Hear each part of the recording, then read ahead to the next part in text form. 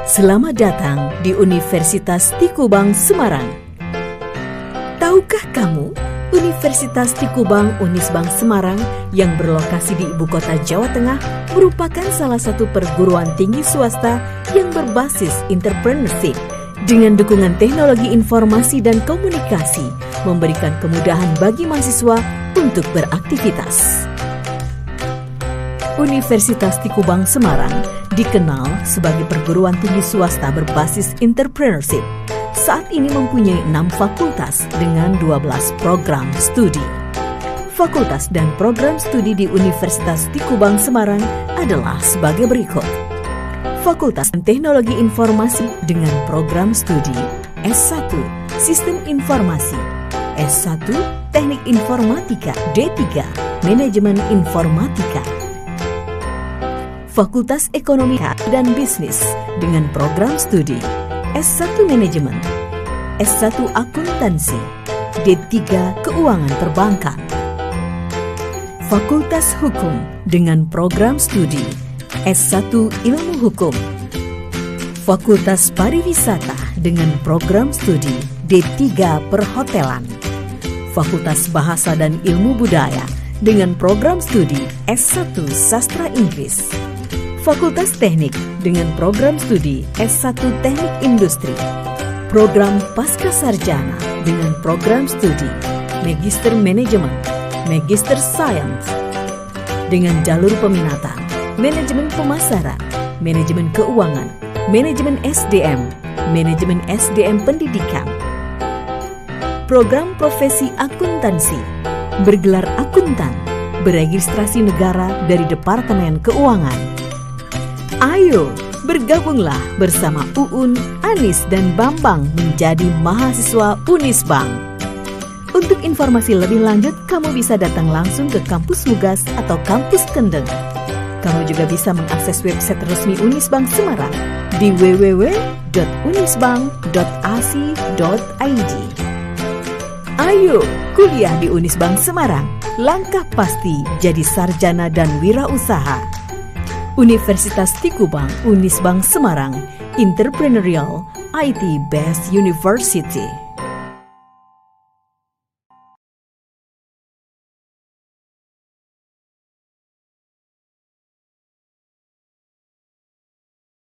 Assalamualaikum, salam sejahtera, semoga sehat selalu.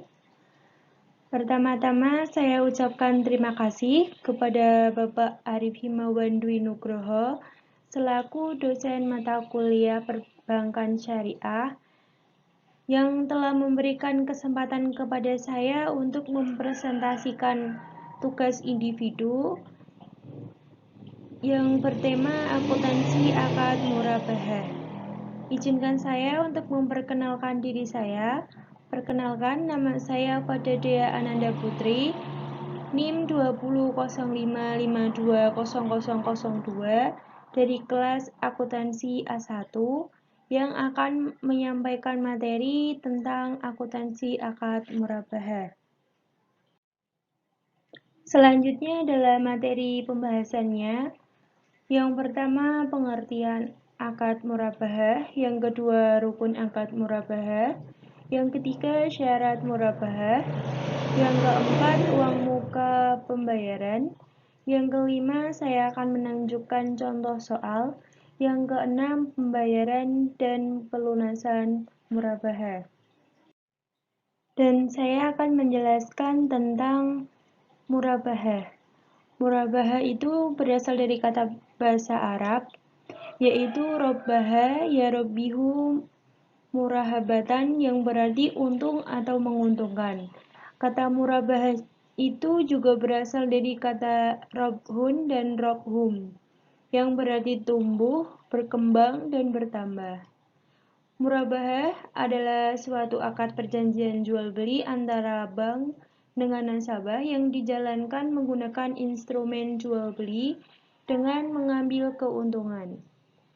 Yang artinya adalah bank syariah membeli orang yang memerlukan nasabah, kemudian menjualnya kepada nasabah yang bersangkutan sebesar harga perolehan ditambah dengan margin keuntungan yang disepakati antara bank syariah dan nasabah. Skema ini juga dapat menjadi akses permodalan usaha melalui akad bai murabahah bil wadi lisi syira dan bai murabahah bil amri lisi syira. Nilai keuntungan yang dapat dibangkan bergantung pada margin laba. Pemberian akad murabahah ini dijalankan dengan basis ribun atau laba melalui jual beli secara cicil maupun tunai. Adapun karakteristik murabahah adalah bahwa penjual harus memberitahu pembeli mengenai harga pembelian produk dan menyertakan jumlah keuntungan yang ditambahkan pada biaya tersebut. Dalam akad murabahah ini, penjual itu harus memberikan atau memberitahu pembeli mengenai harga pembelian produk. Kemudian, penjual mengatakan jumlah keuntungan pada produk tersebut. Jika harga disepakati bersama, akad murabahah pun akan terjadi. Jadi, murabahah pada dasarnya itu adalah sebuah proses transaksi jual beli antara barang di mana harga asal dan keuntungan telah diketahui dan disepakati oleh kedua pihak sebelumnya. Sementara akad murabahah dalam perbankan syariah dapat diartikan sebagai jenis kontrak yang sering digunakan untuk pembelian produk oleh bank sesuai permintaan nasabah dan kemudian dijual belikan oleh nasabah tersebut sebesar dengan harga beli dan keuntungan yang telah disepakati sebelumnya. Selanjutnya, saya akan menjelaskan tentang rukun murabahah. Pada dasarnya, rukun dan syarat murabahah sama dengan rukun dan syarat jual beli secara umum, yaitu ada pembeli, penjual, sigot, serta barang atau sesuatu yang diadakan. Adapun rukun dari akad murabahah yaitu yang pertama, penjual atau biasa disebut dengan bai, kemudian ada pembeli atau mustari, kemudian ada objek jual beli atau mabi, dan selanjutnya adalah harga atau saman, dan yang terakhir ada ijab qabul. Pertama, saya akan menjelaskan tentang penjual atau yang biasa disebut bai. Penjual dalam jual beli murabahah adalah pihak bank. Secara teknis, biasanya pihak bank bertugas untuk membeli barang yang diperlukan nasabah atas nama bank itu sendiri. Namun, terkadang bank juga menggunakan media akad wakalah dalam pembelian barang. Akad wakalah terjadi ketika nasabah membeli sendiri barang yang diinginkan atas nama bank. Kemudian yaitu pembeli atau mustari. Dalam akad itu adalah nasabah yang mengajukan permohonan pembiayaan ke bank. Pembeli memiliki hak untuk memilih barang sesuai dengan apa yang ia kehendaki. Kemudian yang ketiga adalah objek jual beli atau mabi. Objek jual beli yang sering digunakan dalam transaksi akad murabahah adalah barang yang bersifat konsumtif seperti rumah, tanah, mobil, motor, dan sebagainya. Kemudian yang keempat adalah harga atau saman. Harga dalam akad murabahah diistilahkan dengan princing atau plafon pembiayaan. Kemudian yang terakhir adalah ijab qabul. Ijab qabul disebut juga dengan akad. Biasanya memuat tentang spesifikasi barang yang diinginkan nasabah dan kesediaan pihak barang syariah dalam penggandaan barang. Pihak bank syariah juga harus memberitahukan harga pokok, pengembalian jumlah, keuntungan yang ditawarkan kepada nasabah. Kemudian, penentuan lama angsuran dapat dilakukan setelah kesepakatan murabahah. Kemudian saya akan menjelaskan tentang syarat dan ketentuan murabahah. Dalam akad murabahah itu memiliki syarat dan ketentuan yang harus dipenuhi, yaitu yang pertama, keinginan bertransaksi dilakukan dengan kemauan sendiri.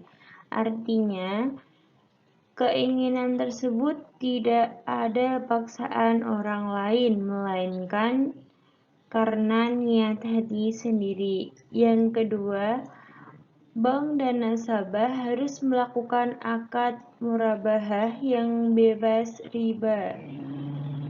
Yang ketiga, bank harus menyampaikan semua hal yang berkaitan dengan pembelian. Contohnya, apabila pembelian dilakukan secara hutang atau langsung dibayar cash. Yang keempat adalah bank kemudian menjual barang tersebut kepada nasabah atau pemesan dengan harga jual senilai harga beli plus keuntungan. Dalam kaitan bank harus memberitahu secara jujur harga pokok kepada barang nasabah serta biaya tambahan yang diperlukan. Misalnya ongkos untuk mengirim barang tersebut ataupun ongkos bensin. Kemudian yang kelima adalah nasabah membayar harga barang yang telah disepakati pada jangka waktu tertentu. Kemudian adalah untuk mencegahnya penyalahgunaan atau kerusakan akad tersebut, pihak bank dapat mengadakan perjanjian khusus dengan nasabah. Kemudian yaitu jika bank hendak mewakilkan kepada nasabah untuk memberi barang. Yang terakhir adalah adanya ijab atau qabul. Kemudian saya akan menjelaskan tentang uang muka dalam murabahah.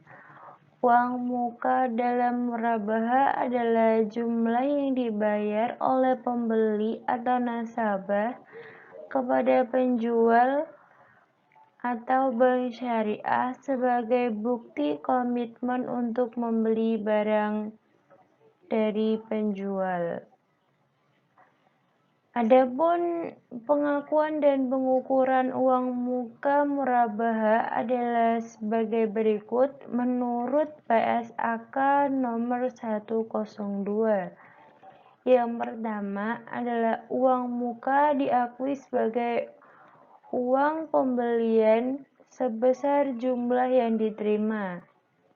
Yang kedua, jika barang jadi dibeli oleh nasabah, maka uang muka diakui sebagai pembayaran dari bagian pokok piutang murabahah.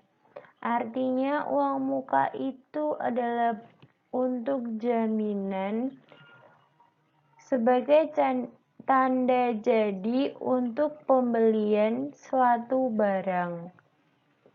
Kemudian yang ketiga adalah jika barang batal dibeli oleh nasabah, maka uang muka dikembalikan kepada nasabah setelah diperhitungkan dengan biaya real yang dikeluarkan oleh bank. Kemudian saya akan memberikan contoh soal untuk akad murabahah. Transaksi yang pertama yaitu tanggal 3 Agustus 2015, Bank Berkah Syariah atau BBS menerima pembayaran uang muka sebesar 20 juta dari Tuan Ahmad sebagai tanda keseriusannya untuk memesan barang kepada Bank Berkah Syariah berupa mobil Avanza. Atas transaksi tersebut, Bank Berkah Syariah melakukan pencatatan sebagai berikut. Langkah pertama adalah kita membuat kolom. Dalam kolom tersebut berisi tanggal, kolom debit dan kolom kredit, kemudian keterangan, kemudian sebelah kanannya adalah jumlah. Pertama, kita tuliskan dulu tanggal 3 Agustus 2015. Pemasukan kas atau rekening Ahmad masuk di sebelah debit dengan nominal 20 juta. Kemudian kreditnya adalah hutang uang muka murabahah senilai 20 juta. Transaksi yang kedua adalah tanggal 10 Agustus 2015, Bank Berkah Syariah menyerahkan barang pesanan kepada Tuan Ahmad. Atas kesepakatan transaksi murabahah tersebut, maka jurnal uang muka sebagai berikut.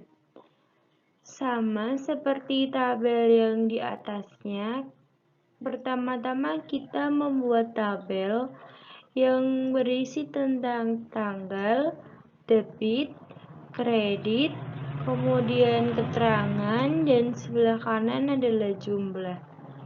Yang pertama kita masukkan dulu untuk tanggal transaksinya tanggal 10 Agustus 2015. Debitnya adalah hutang uang muka murabahah senilai 20 juta.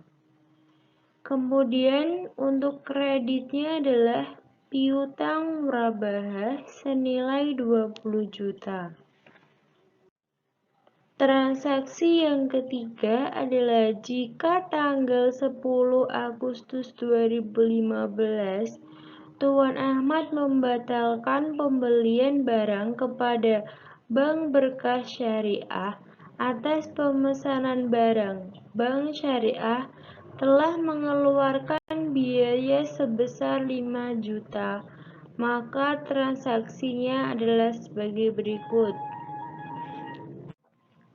Untuk pembuatan tabelnya sama seperti tabel yang di atas, yaitu kolom tanggal, kredit, debit, kemudian keterangan, dan kemudian ada jumlah.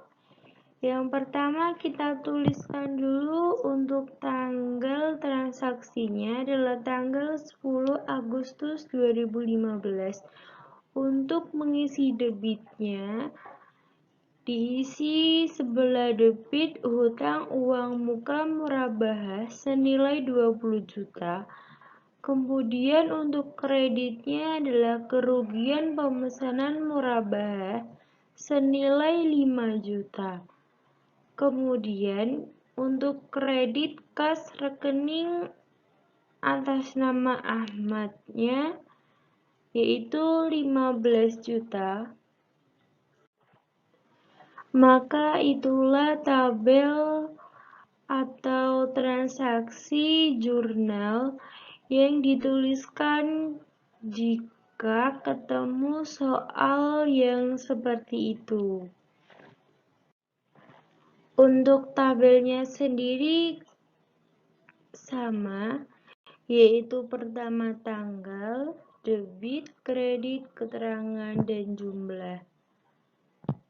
Dan untuk transaksinya itu kemungkinan setiap soal itu berbeda, cuman pengerjaannya sama. Kemudian saya akan menjelaskan tentang pembayaran dan potongan dalam murabahah. Pembayaran dalam murabahah merupakan akad jual beli di mana penjual menginformasikan harga beli kepada pembeli. Lalu pembeli membayar harga barang tersebut beserta keuntungan yang disepakati.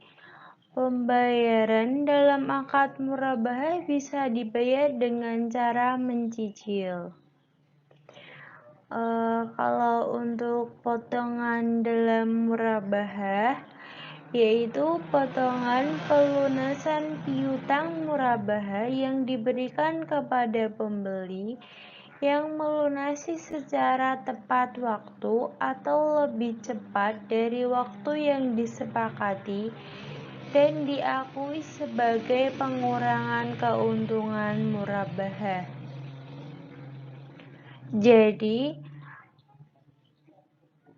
jika ingin melunasi piutang murabahah itu harus tepat waktu, dan jika ingin membayar lebih cepat diperbolehkan, tetapi tidak boleh menyepelekan waktu yang telah disepakati dari awal.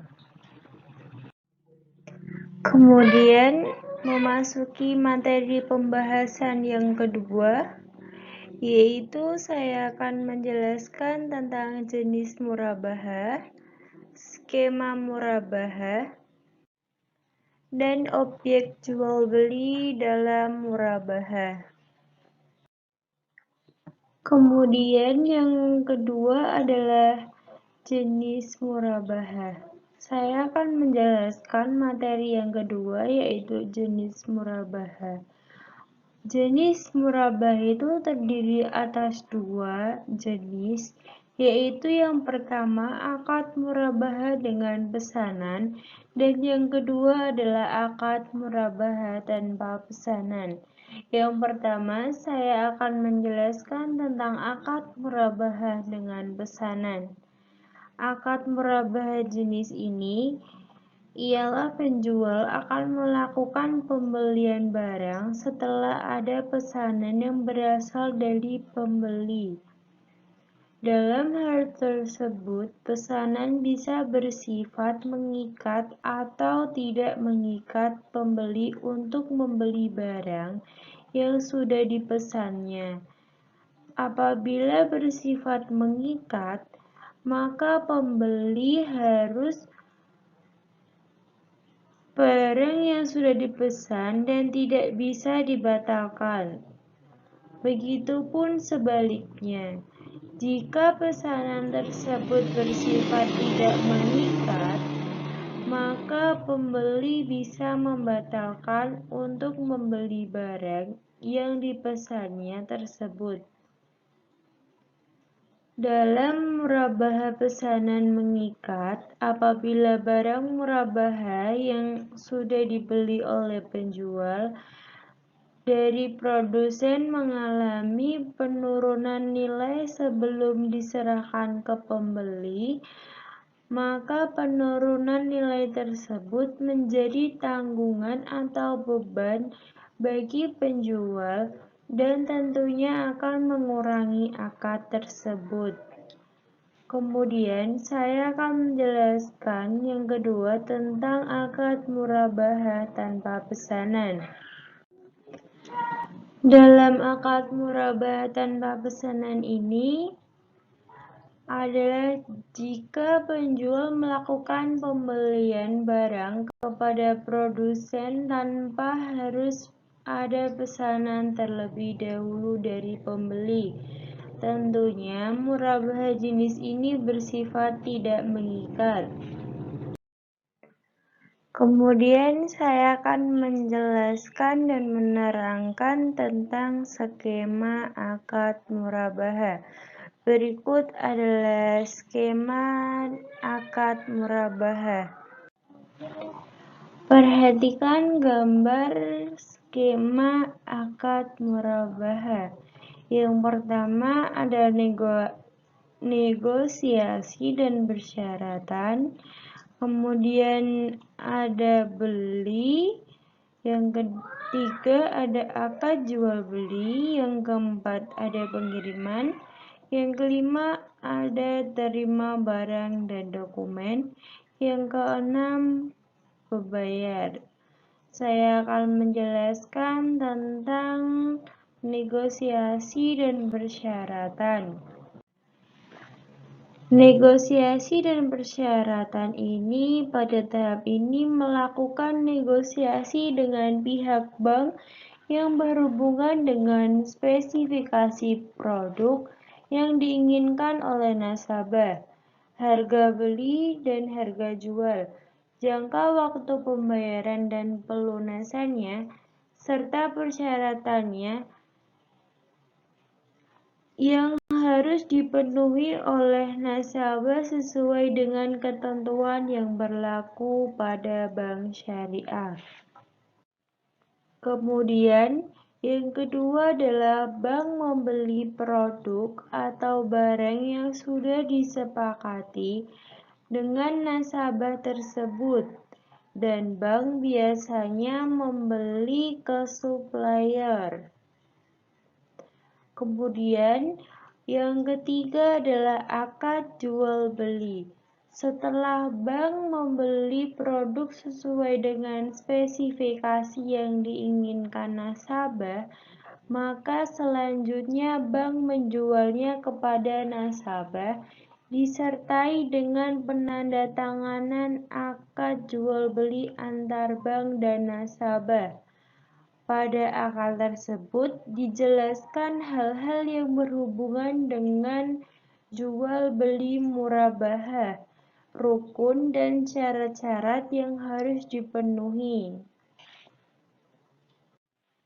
Selanjutnya adalah supplier mengirim produk barang yang dibeli oleh bank ke alamat nasabah sesuai akad perjanjian yang telah disepakati antara bank dengan nasabah sebelumnya.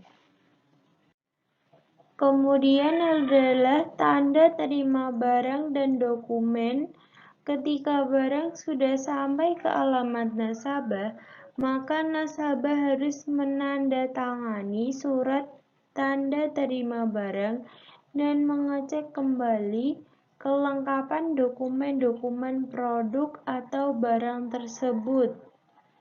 Kemudian proses yang terakhir adalah nasabah membayar harga produk barang yang dibelinya dari bank. Biasanya pembayaran dilakukan secara angsuran atau cicilan dalam jangka waktu tertentu yang telah disepakati sebelumnya.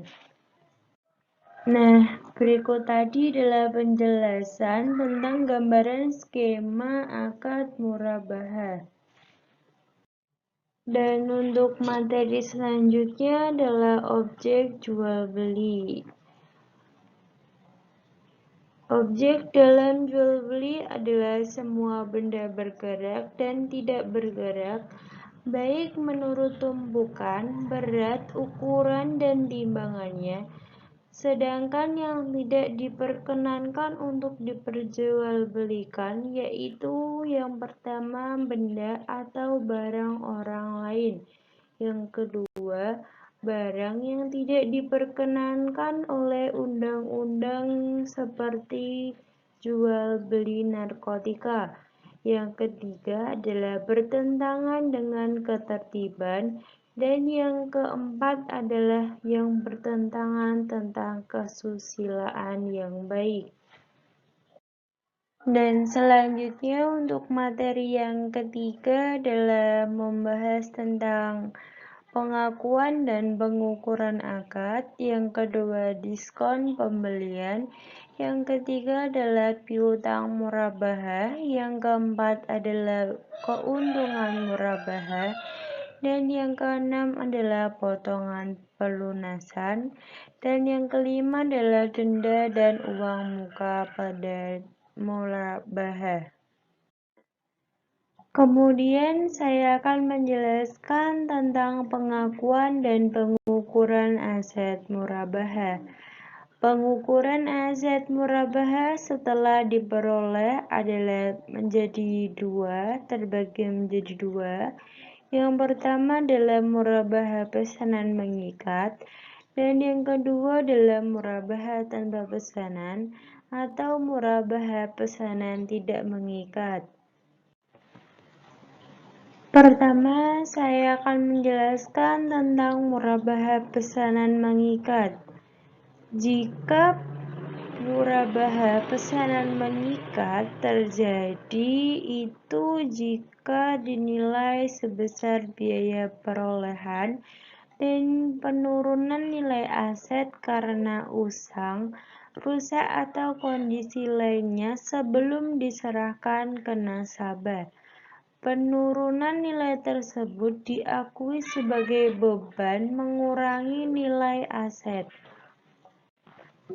Jika murabahah tanpa pesanan atau murabahan pesanan tidak mengikat, yaitu dinilai berdasarkan biaya perolehan atau nilai bersih yang direalisasikan, mana yang lebih rendah, dan jika nilai bersih yang dapat direalisasikan lebih rendah dari biaya perolehan, selisihnya diakui sebagai kerugian.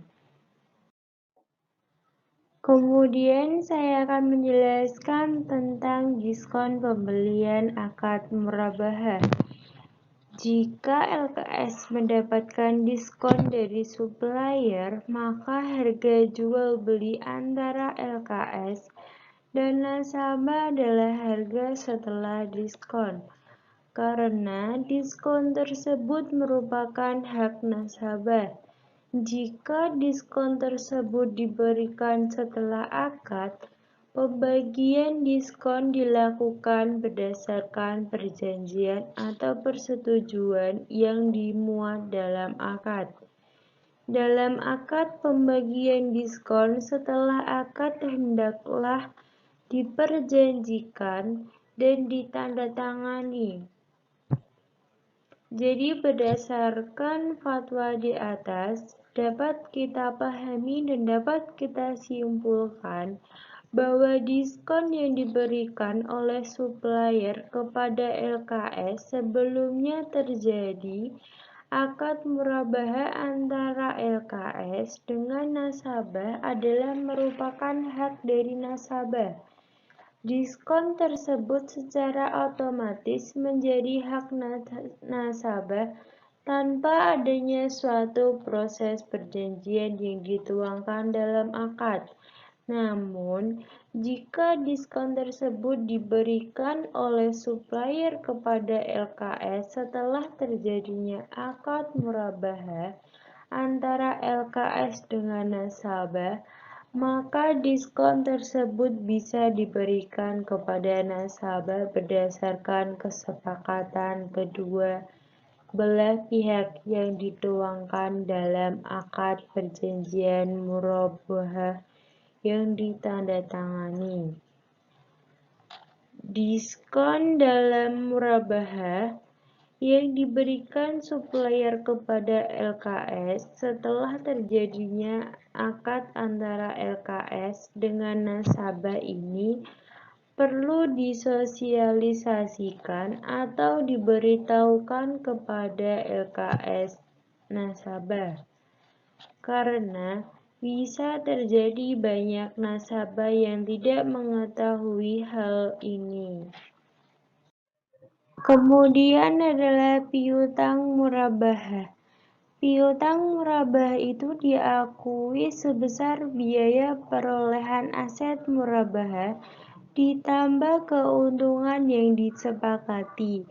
Pada akhir periode laporan keuangan, piutang murabah dinilai sebesar nilai bersih yang dapat direalisasikan, yaitu saldo piutang dikurangi penyisihan kerugian piutang. Kemudian adalah materi tentang keuntungan murabah.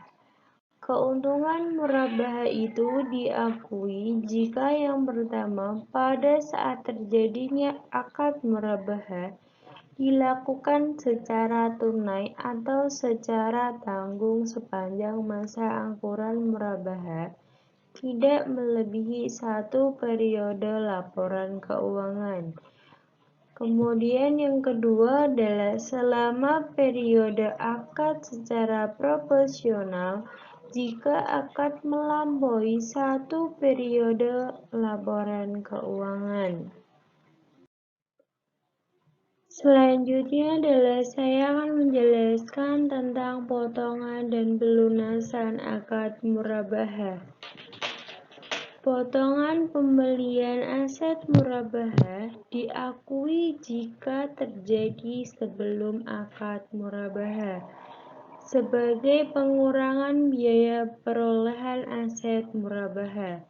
Yang pertama, jika terjadi setelah akad murabah dan sesuai akad yang disepakati, bagian yang menjadi hak nasabah. Yang kedua adalah jika terjadi setelah akad murabah dan sesuai akad yang menjadi bagian hak lembaga keuangan syariah dan diakui sebagai tambahan keuntungan murabah. Kemudian yang ketiga adalah jika terjadi setelah akad murabah dan tidak diperjanjikan dalam akad diakui sebagai pendapatan operasi lain. Baik, yang terakhir saya akan menjelaskan tentang denda dan uang muka. Pertama, saya akan menjelaskan tentang denda. Apa sih denda itu? Denda itu adalah dikenakan jika pembeli lalai. Denda dikenakan jika pembeli lalai dalam melakukan kewajibannya sesuai dengan akad, dan denda yang diterima diakui sebagai bagian dana kebaikan. Dan selanjutnya saya akan menjelaskan tentang uang muka. Apa sih uang muka itu? Uang muka itu adalah uang muka yang diakui sebagai uang muka pembelian sebesar jumlah yang diterima. Kemudian pada saat barang jadi beli oleh pembeli, uang muka diakui sebagai pembayaran piutang. Kemudian adalah jika barang batal dibeli oleh pembeli, uang muka dikembalikan kepada pembeli setelah diperhitungkan dengan biaya-biaya yang telah dikeluarkan oleh penjual. Baik, itulah yang tadi materi yang bisa saya sampaikan. Saya ucapkan terima kasih atas perhatian teman-teman semuanya. Demikianlah beberapa hal yang bisa saya sampaikan. Sebelumnya saya mohon maaf yang besar-besarnya kepada teman-teman semua jika saya ada kesalahan kata atau beberapa pernyataan yang menyinggung hadirin sekalian. Saya ini hanya manusia yang tidak luput dari kesalahan. Baik, terima kasih. Akhir kata, wassalamualaikum warahmatullahi wabarakatuh.